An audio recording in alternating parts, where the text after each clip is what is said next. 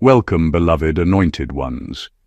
If you ever caught even a glimpse of how truly set apart you are, you'd stop explaining yourself mid-sentence and just walk away like the closing credits of a legendary film. That's not arrogance, that's accuracy. Because the truth is, most people aren't confused by you. They're overwhelmed by you. They're not misunderstanding you. They're underestimating themselves. When someone's worldview is held together with fragile tape and borrowed confidence, your clarity feels like an earthquake they didn't sign up for. And instead of admitting, wow, this person sees life through a higher lens, they'll act like you're the one talking in riddles, even when you're explaining something as simple as, relax, I said what I said.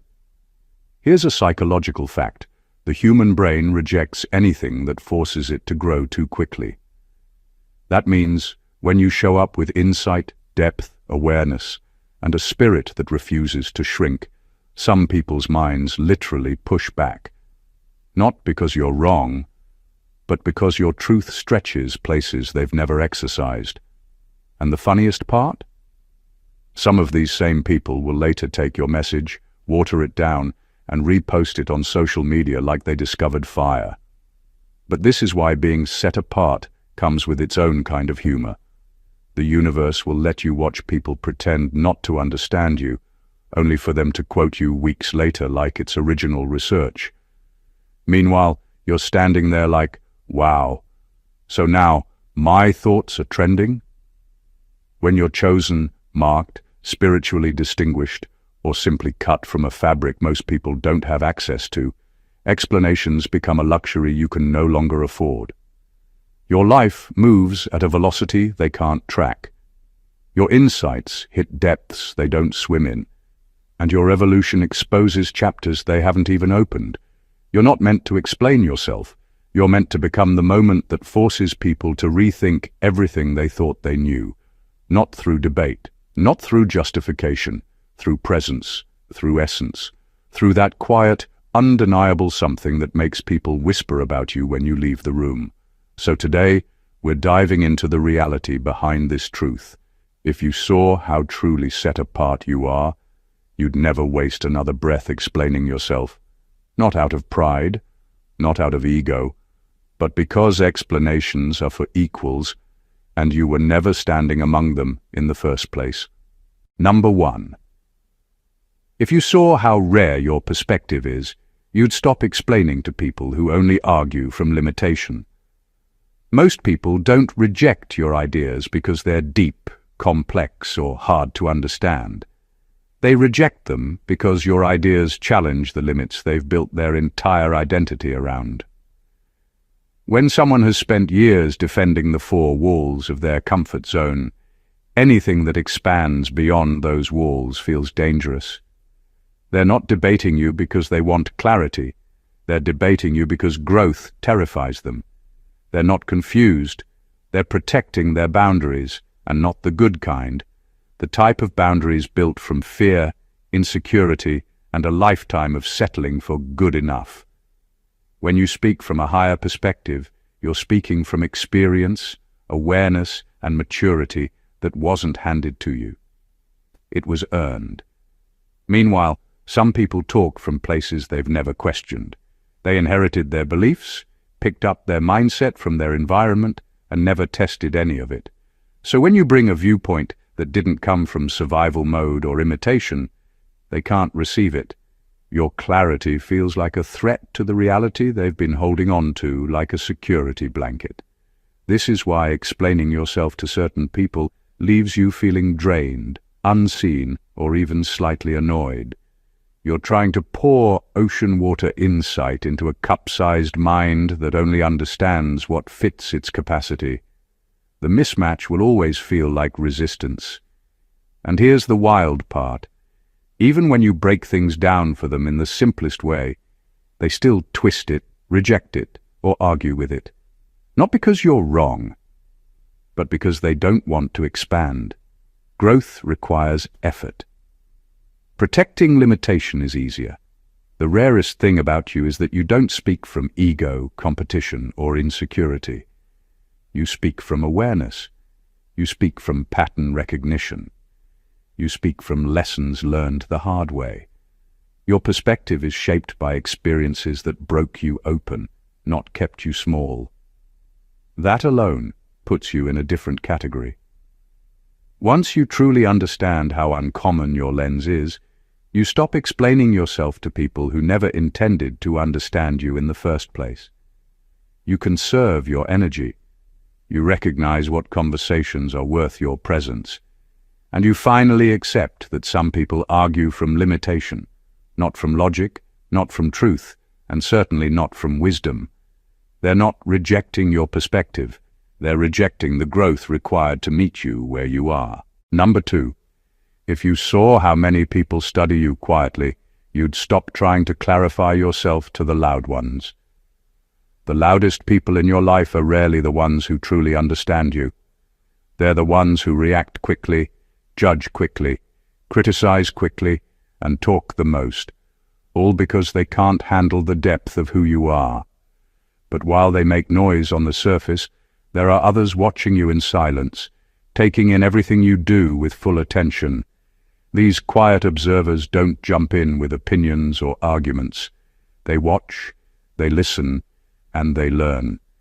They see the value in you long before anyone else admits it.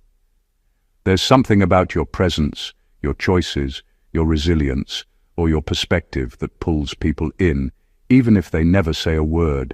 They don't clap, they don't comment, and they don't announce themselves. But they're paying attention. And the irony is that the loud people, the ones you feel pressured to explain yourself to, are usually the ones who aren't even trying to understand. They're too focused on reacting to truly hear you. Some people study you because your life teaches them things theirs never has. They learn from how you handle pressure, how you stay calm in chaos, how you bounce back after setbacks, and how you carry yourself even when nobody is cheering. They see strength in you that you don't always see in yourself. They see clarity in you that helps them make better decisions in their own lives. And they see authenticity in you that quietly inspires them to level up. But you often don't notice these silent learners because they don't announce their admiration. Instead, you get distracted by the loud ones who misunderstand you, interrupt you, or try to argue their way into being right. They drain your energy while the quiet ones value it. They question your motives while the quiet ones respect your intention.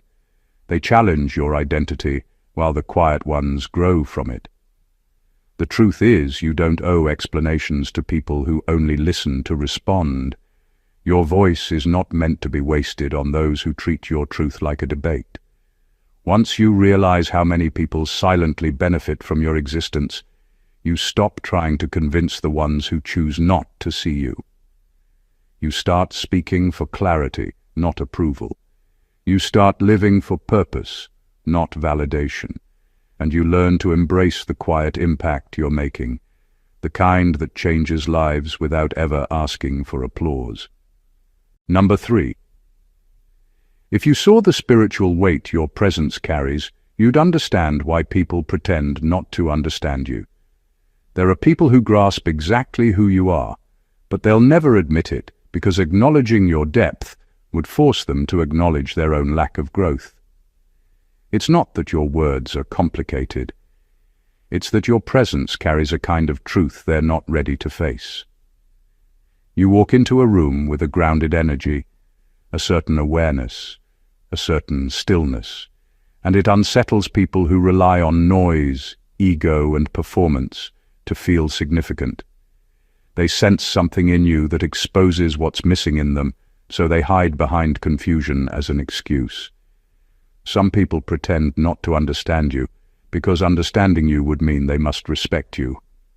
And for some, that's too big of a step. They'd rather downplay your insight than admit you're operating on a level they can't reach yet.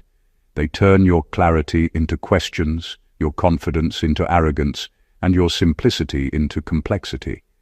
Not because they don't get it, but because your presence forces an internal confrontation they don't want to have. The truth is, when someone with real spiritual weight speaks, it's not just the words that hit, it's the energy behind them. Your presence carries history, transformation, scars, lessons, and victories you never brag about. People can feel that even if they can't explain it. They can sense the authority you walk with, the strength you've built, and the wisdom you've earned. And instead of acknowledging that, they shrink into pretending they don't get you. Your presence also disrupts illusions. People who survive on manipulation, gossip, control, or superficial confidence struggle around people who see through things quickly. You don't have to say much. You don't have to expose them. Your very existence makes their masks uncomfortable, and when people feel threatened in this way, they act confused, dismissive, or overly critical, anything that keeps them from admitting they're intimidated. Pretending not to understand you is a defense mechanism. It protects their pride. It shields their insecurities. It keeps them from facing the truth about themselves. But none of that has anything to do with you. It's never been about your clarity. It's been about their capacity. Once you see the weight your presence carries, you stop explaining yourself to people who are pretending not to understand. You start saving your energy for those who listen with openness, not resistance. And you finally accept that some people don't misunderstand you. They fear you. Number 4. If you saw the prophecy embedded in your life story, you'd realize explanations cheapen your path. There are people who look at their life as a straight line, point A to point B, things happening randomly, events unfolding by chance. But your life never worked like that.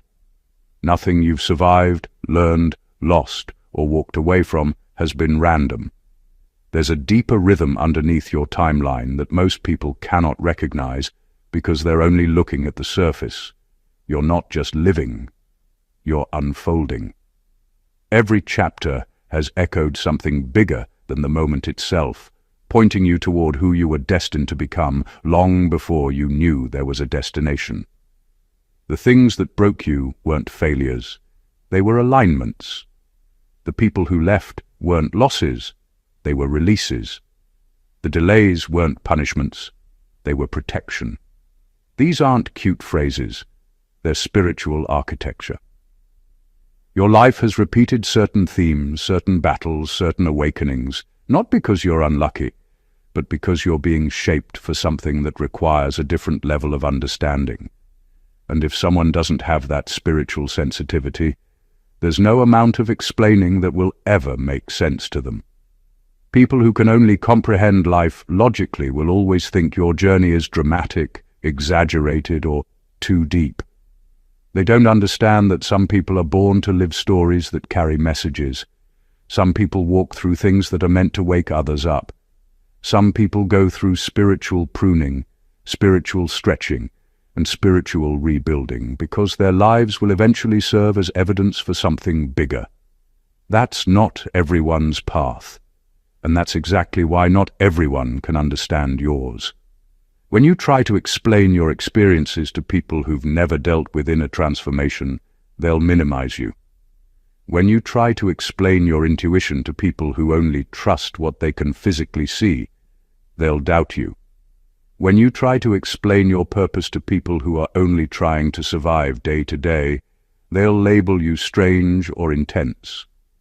And the sad truth: some people do understand you, but admitting it would force them to question their own choices, so they pretend not to see the depth you walk with. The prophecy woven into your life story cannot be understood by everyone, and it was never supposed to be.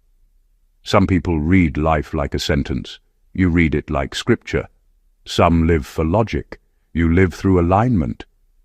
That difference alone makes explanations feel like you're shrinking your soul to fit a space it was never meant to occupy. Number 5. If you saw how many people copy you behind closed doors, your need to explain would evaporate. The funny thing about being set apart is that the people who act uninterested on the surface are often the ones studying you the most. They won't like your posts in public, They won't acknowledge your growth, and they definitely won't compliment your ideas. But you'll see pieces of yourself showing up in their behavior, their language, and even their decisions. They mimic your tone, repeat your sayings, borrow your confidence, and repackage your originality as if they discovered it on their own. It's almost comical how someone can pretend not to understand you in conversation, but later be caught speaking with the same insight you were ridiculed for. But this is what happens when you're operating from authenticity. People who haven't built their own identity lean on people who have. Your originality becomes their blueprint. Your courage becomes their example. Your evolution becomes their instruction manual. And because they don't have the humility to admit they're learning from you, they'll hide it like it's a crime. They'll claim coincidence or inspiration from somewhere, anywhere but you. Because acknowledging you would expose the truth about where their ideas came from. When you recognize this dynamic, your urge to explain yourself fades naturally. You stop trying to convince people who only listen for the sake of imitation. You stop over-communicating to people who pretend not to notice you, yet secretly rely on you to shape their next move. And you start to see that your influence doesn't need to be validated publicly to be real. There are people who study you to improve. There are people who study you to compete. And there are people who study you because you offer a sense of direction they can't find within themselves. Regardless of their reasons, the common thread is that they're looking to you. They may not admit it. They may not clap for you. They may even downplay you in front of others, but they're quietly tracking your evolution like it's a personal guide. Once you grasp how many lives you quietly shape, how many people borrow your creativity, your resilience, your mindset, and your style, explaining yourself starts to feel unnecessary. Because deep down, you realize they already understand you more than they'll ever confess. They understand you so well, in fact, they're trying to become pieces of you. And you don't explain yourself to people who already know exactly who you are, even if they pretend not to. Number 6. If you saw how deeply you trigger people's unresolved wounds, you'd understand why they distort your intentions. A lot of the reactions you get from people have nothing to do with what you said or did. They're reacting to the parts of themselves they've been avoiding for years. Your presence has a way of stirring emotions they've buried, insecurities they've ignored, and traumas they've never confronted. You walk into their life with honesty, clarity, and directness. And suddenly the things they thought they had under control start rising to the surface. They feel exposed, not because you exposed them, but because their soul recognizes something in you that forces a level of truth they've never dealt with. Some people spend their whole lives avoiding self-reflection. They avoid accountability. They avoid growth. They avoid anything that threatens their carefully managed self-image. Then you show up. Someone who doesn't flinch at truth, someone who sees through pretenses, someone who has done the inner work, and it shakes them. You become the mirror they never wanted to look into. And looking in that mirror is uncomfortable, so instead of admitting, "This person is showing me something about myself," they turn it into, "This person is wrong, rude, confusing, or too much." People who haven't dealt with their wounds interpret everything through the lens of their pain. A simple statement becomes an insult. A boundary becomes rejection. Your confidence becomes arrogance. Your honesty becomes an attack. It's not because your intentions are off. It's because their perception is broken in places they haven't healed. You can explain yourself 100 times, but if someone is listening through decades of unresolved hurt, they will twist your meaning every single time. The irony is that many of the people who misunderstand you are actually hungry for the truth you carry. Deep down, they know you're reflecting something they need to confront, but facing it feels too raw. So they push you away, question your character, or rewrite your intentions so they don't have to face themselves. It's self-protection, disguised as criticism. Once you understand this, you stop taking their reactions personally. You stop trying to correct their assumptions. You stop bending over backward to prove you meant well. You begin to see their responses as emotional reflexes, not accurate judgments of who you are. Mirrors don't explain what they reflect. They simply show what exists. And when you realize you're that kind of mirror, you stop trying to convince people who are not yet ready to face their own reflection. Number 7. If you saw the level of spiritual protection on your life, you'd stop arguing with people who don't even have access to you. There is a reason some people can talk about you, guess about you, judge you, or assume things about you, but can never actually reach you. They can observe from a distance, but they can't touch the core of who you are. They can form opinions, but they can't influence your spirit. They can speculate, but they can't understand. And that isn't because you're hard to figure out. It's because they're trying to interpret a life they were never spiritually cleared to step into. You carry a level of protection that goes beyond logic. It's not just emotional boundaries or personal discipline. It's something placed over your life that prevents the wrong people from getting too close, too deep, or too comfortable. Even when you tried to let certain people in, something always blocked it. The connection fell apart, the energy felt off, the intentions revealed themselves, or the access broke down before it could become dangerous. That wasn't coincidence. That was preservation. People with limited awareness want to understand you with tools that can't handle your complexity. They try to read you using their assumptions, their wounds, their ego, or their surface-level thinking. And no matter how hard they try, they keep coming up short because your spirit operates on a wavelength they haven't grown into. Understanding you requires maturity, humility, and spiritual development. Things not everyone is willing to cultivate. So they stand outside your life like tourists staring at a locked gate, trying to describe what's inside based on what little they think they see. And here's the thing. When someone doesn't have access to your inner world, their interpretation will always be wrong. They will fill in the gaps with their insecurities. They will project their fears onto your silence. They will judge your actions through the lens of their limitations. You could explain yourself for hours and still not break through their perception, because the barrier isn't communication. It's consciousness. You can't speak to someone on a level they haven't unlocked. The moment you recognize that some people simply aren't allowed past your spiritual perimeter, you stop wasting time arguing, clarifying, or defending yourself. You realize that some misunderstandings are intentional safeguards, some disconnects are divine redirections, some distances are protection, not rejection. Not everyone is meant to understand you, not everyone is meant to walk with you, and not everyone is meant to access the parts of you that were reserved for people on your level. Once you truly see how protected you are, you stop fighting battles that were never yours to fight. You let the gate stay closed, and you keep walking. Number 8. If you saw how much your silence exposes people, you'd stop filling it with explanations. Your silence does more work than your words ever will.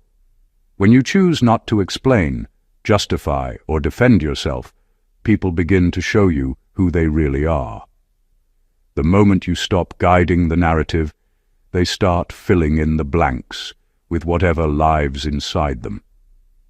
And that's where the truth comes out. Your silence isn't empty. It's revealing. It forces people to operate without your influence, without your clarity, without your direction. And that's when their motives become undeniable. Some people rely on your explanations to hide behind. As long as you're talking, they can pretend they didn't understand, or misheard, or needed more context. But the second you go quiet, the mask slips. Their discomfort rises. Their true feelings start leaking out through their tone, their reactions, their sudden distance, or their sudden intensity. Silence exposes what talking would have covered up. Your quietness acts like a spiritual scanner. It picks up insecurity quickly, because insecure people cannot handle being left alone with their thoughts, especially when those thoughts involve you. It exposes manipulators, because manipulators need your words to twist, flip, and distort. It exposes jealous people, because jealous people rely on constant information about you to feel superior or in control. Take that away, and they reveal their resentment without even trying. It exposes those who truly care, because genuine people don't panic when communication slows. They stay grounded and respectful. People reveal more in your silence than in your conversations. They'll start projecting motives onto you that you never had. They'll start assuming things that reflect their wounds, not your intentions. They'll start acting out based on stories they created in their own heads. And all of this happens because your silence forces them to confront the reality of their own character. Some can handle it, many cannot. When you stop explaining yourself, you stop shielding people from the truth of who they are. You give them the space to expose their impatience, their entitlement, their fear, or their respect, whatever lies beneath. And the more you witness this, the more you realize silence is not passive. It's powerful. It clarifies relationships. It reveals loyalties. It exposes enemies. It confirms allies. It shows who's rooted and who's rattled. Once you understand how much your silence uncovers, you lose the desire to over-explain. You stop filling the air with reasons. You stop rescuing people from their own reactions. You let silence do the sorting, because it always does, and it never lies. Number 9. If you saw how many blessings are waiting on the other side of detachment, you'd never justify your value to anyone again. People think detachment is coldness, but for chosen ones, it's clarity. It's spiritual hygiene. It's what happens when your soul refuses to negotiate with anything beneath its assignment. Every time you explain yourself to someone who lacks the capacity to understand you, you shrink a little, you dim a little, you leak power. Explaining yourself isn't communication, it's bondage. It ties you to old versions of you that you outgrew long ago and to people whose lenses were never clean enough to see you accurately. You don't elevate by being understood, you elevate by being aligned. Detachment is not abandonment, it's graduation. It's the moment your spirit says, I refuse to sit in rooms where my presence has to be justified. Because the truth is, your next blessings have been suffocating under the weight of misplaced loyalty. Blessings can't thrive where confusion is constantly being fed. Elevation cannot land where the energy is diluted. The blessings waiting for you are not small. They are kingdom-sized. They require a level of mental, emotional, and spiritual spaciousness that misaligned relationships simply cannot coexist with. You cannot carry divine abundance while dragging people who only understand you halfway.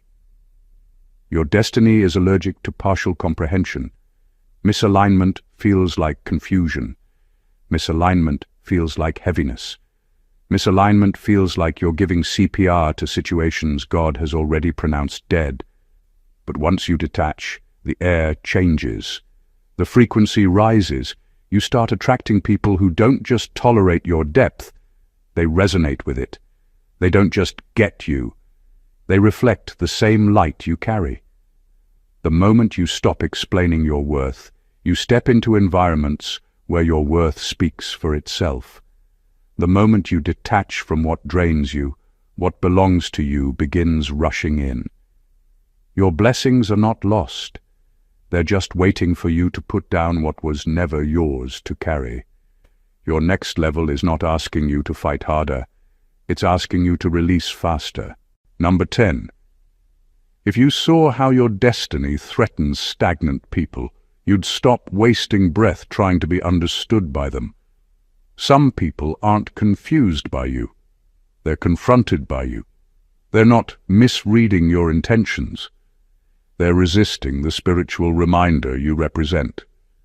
You are living proof that evolution is possible, that excuses are optional, and that staying stuck is a choice. Your existence disrupts their comfort zone, and human beings will always attack what disturbs the place they've chosen to settle. People who never grew cannot accept someone who did. They spent years building identities around limitations, fear, and procrastination. And then you walked in with your purpose, your resilience, your growth, and suddenly their excuses don't fit anymore. Your elevation pulls the mask off their stagnation. Your progress puts pressure on their complacency. You invalidate their entire belief system simply by taking steps forward. It's not your purpose they dislike. It's the accountability your presence forces them to face. You become a mirror they didn't ask for, and instead of analyzing their reflection, they try to break the mirror. That's why every explanation you offer sounds like arrogance to someone who has no intention of evolving. Your clarity is offensive to people who thrive on confusion. Your discipline is insulting to those committed to shortcuts. Your destiny is threatening to people who've convinced themselves that where they are is all they will ever be. They don't misunderstand your journey. They understand it perfectly. And that's the problem. They can feel that you're going somewhere they cannot follow. They sense doors opening for you that remain locked for them. They know your growth is not a phase, it's a calling. And the more you rise, the more their insecurity interprets your elevation as an attack. Your purpose didn't offend them. Their stagnation did. Chosen ones don't trigger people by speaking. They trigger people by becoming. You don't need to argue, defend, convince, or negotiate. Your destiny is already speaking loud enough. Your evolution is already proof enough. Your progress is already a sermon. When you've outgrown people, there is nothing you can say that will make them hear you correctly. Your job is not to be understood by the stagnant. Your job is to keep growing until the only ones who can stand beside you are the ones who are growing too. Number 11. If you saw how many doors open simply because of who you are, not what you explain, you'd protect your energy like treasure. There are people who think influence comes from speaking, but yours comes from existing. Your presence carries something that can't be rehearsed, replicated, or reasoned with. It's an invisible authority, an inner weight that makes rooms adjust themselves the moment you step inside. You don't have to justify your decisions, your standards, or your spiritual depth, because the very atmosphere knows how to respond to you even when people pretend they don't. Your identity is a key. Not the identity you perform for the world, but the one that has been shaped through fire, isolation, warfare, resilience, and evolution. Doors respond to that kind of identity. Opportunities recognize the frequency of someone who has earned their wisdom. Favor is attracted to those who've survived storms without losing their inner compass. You don't need to explain why you move differently. Your journey already carved the authority into your presence. Your spirit carries a signature, a vibration that can't be forged. People feel it before they understand it. They feel safer, more alert, more respectful, or more intimidated without knowing why. That reaction isn't about your words. It's about the spiritual blueprint you carry. Your energy announces you long before you introduce yourself, and when you start explaining, justifying, clarifying, or over-talking, you dilute that signature. You dim the very thing that separates you from the crowd. Rooms shift when you enter them, not when you talk. The atmosphere recognizes alignment before humans do. Spiritual realms respond before physical ones catch up. That's why certain doors swing open without effort, not because you convinced anyone, but because your presence alone authenticated you. You were chosen in realms people can't even access, so their misunderstandings can't change what's already written. Explaining yourself is a slow leak. It drains your power, your mystery, your discernment, and your spiritual authority. Every time you over-explain, you hand people access they didn't earn. You give them a flashlight into places of your soul that were meant to stay sacred. Your energy is treasure, not a brochure. The moment you start treating it that way, you'll realize you never needed people to get you to begin with. The doors meant for you already do. Number 12. If you saw how much your authenticity intimidates artificial people, you'd stop trying to make them get you. There's a specific discomfort your presence creates, and it has nothing to do with arrogance or misunderstanding. It's the uneasiness that surfaces when someone who lives behind filters, facades, and carefully crafted personas encounters someone who is simply real. Your authenticity disrupts their performance. It strips away the masks they rely on. It exposes the difference between being genuine and being rehearsed, and that contrast unsettles people who survive on imitation. You represent everything they pretend to be. While they fabricate confidence, you embody it. While they practice charisma, you radiate it without effort. While they collect personas like outfits, yours grew from scars, lessons, and internal evolution. They aren't threatened because you're doing too much. They're threatened because you don't have to do anything for people to recognize your depth. Artificial people are committed to maintaining illusions, and your very existence is a spotlight they never asked for. They don't dislike your truth as much as they dislike that they can't duplicate your origin story. They can copy your style, your language, your tone, even your attitude, but they can't replicate the soil you grew from. They can't counterfeit the pain that built your resilience or the spiritual pressure that shaped your discernment. It's not your personality they envy. It's your authentic beginning, the kind that can't be purchased, rehearsed, or mimicked. That's why explaining yourself to them goes nowhere. They're not confused. They're competing. They understand you just fine. Too well, actually. Their goal isn't clarity, it's control. If they can convince you that you need to justify your identity, they can shrink you into a frame that makes them comfortable. They want to level the playing field by making you doubt the very qualities that set you apart. But authenticity isn't something you break down into bite-sized explanations. It's something people either recognize or run from. And the ones who run aren't avoiding you. They're avoiding the parts of themselves your realness exposes. When someone is committed to the mask, honesty feels like an attack. Your authenticity has already spoken louder than any explanation ever could. Let it keep doing the talking. You were never meant to be understood by people who are still trying to assemble themselves. Number 13.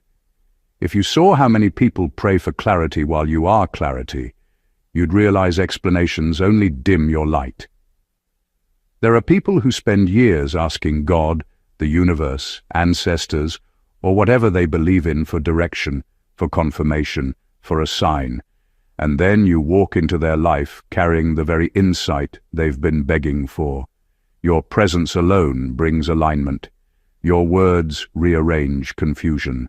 Your decisions expose truth. You operate like a human compass without even trying. And the irony is that while people are searching for clarity in every corner of their lives, they become intimidated when that clarity shows up in the form of a person, especially one who isn't trying to impress them. You're not meant to fit into their understanding. You're meant to stretch it. Your existence challenges definitions, limitations, and assumptions. You force people to rethink what they thought they knew, not by arguing or explaining, but by simply living in the fullness of who you are. That kind of presence disrupts comfort zones. It calls people higher. It pushes them past their excuses. But elevating someone's mind doesn't always feel pleasant to them. Sometimes it feels like resistance, irritation, or intimidation. Not because you did anything wrong, but because you expose how low they've been thinking. When you explain yourself, you shrink your frequency. You compress your depth into something small enough for people who haven't grown yet. You make your insights sound like common sense, just so they won't feel overwhelmed. You water down your intuition, so it fits their limited logic. You translate spiritual understanding into human language until it loses its weight. And the truth is, every time you do that, you dim a part of yourself, not because you're wrong, but because they aren't ready. But you were never designed to be digestible.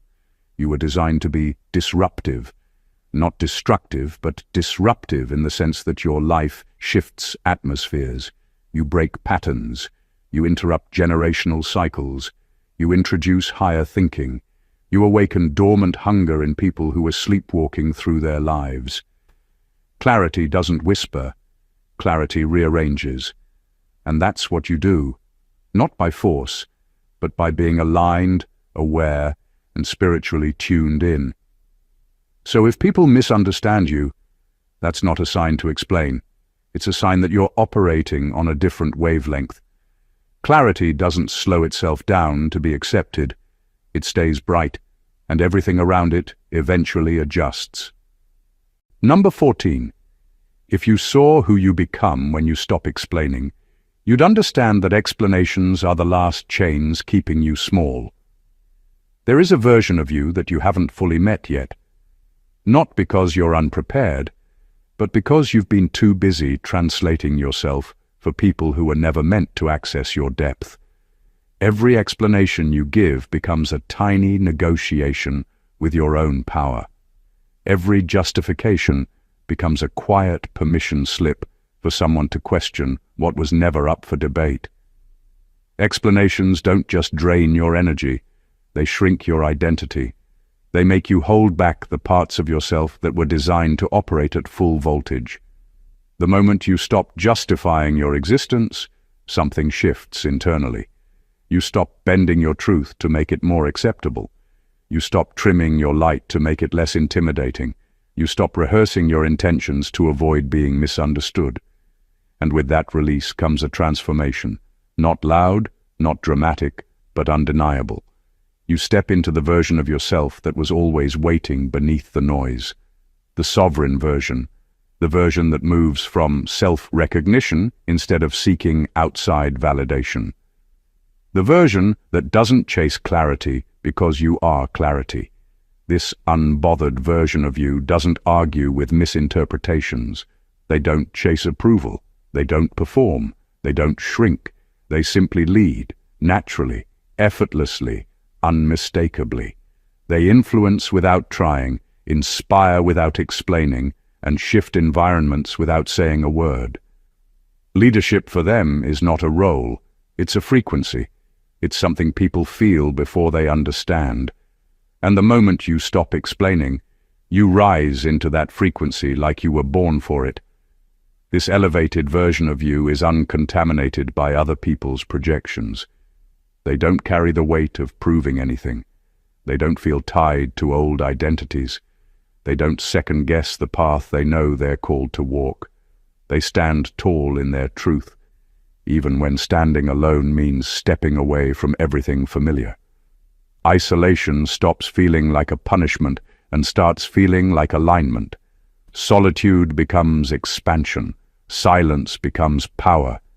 And that final version, the one that stands alone without fear, is the truest form of you. The one that doesn't need to be explained, diluted, softened, or reorganized to fit anyone else's understanding. The one that walks into their destiny without asking for permission or offering commentary. You were never meant to be small. You were just over-explaining. At the end of the day, everything you've ever wrestled with, the misunderstandings, the strange reactions, the silent envy, the spiritual resistance, the hidden imitation, the intense expectations, all of it was pointing to one truth. You were never meant to live at the level where explanations are required. You were built for higher rooms, deeper conversations, and spiritual dimensions that most people will never experience, let alone comprehend. Trying to explain yourself to those who can't perceive you has been the only thing slowing you down, and you're finally stepping out of that cycle. Your clarity has always been too loud for those who only understand noise. Your authenticity has always been too raw for those who perform identity. Your presence has always been too impactful for those who rely on pretense. Your silence has always been too revealing for those who survive on illusions. Your destiny has always been too expansive for those who chose stagnation. Every point you've heard today is a reminder of what you already carry. A frequency that shifts environments, a presence that opens doors, an origin that can't be copied, and a path that functions like prophecy. You were designed to stretch people's understanding, not fit inside it. You were designed to lead without convincing, shine without apologizing, and walk without seeking permission. The version of you that emerges when you stop explaining is the version your destiny has been waiting for, unfiltered, unbothered, uncontaminated, and undeniable. This is your moment to release every chain made of "let me explain" and step fully into the identity that has been speaking louder than your words long before you realized it. You are clarity, you are direction, you are depth, and you are elevation wrapped in a human form. Anyone who cannot understand you is simply not assigned to you, and that truth should set you free, not make you shrink. If this message resonated with you, don't leave without supporting the channel. Make sure you subscribe, hit the like button, drop a powerful comment, and share this video with someone who needs this reminder today. Your support helps this message reach more people who are awakening to the truth of who they are. Until next time, walk in your power. You've earned it. God bless you.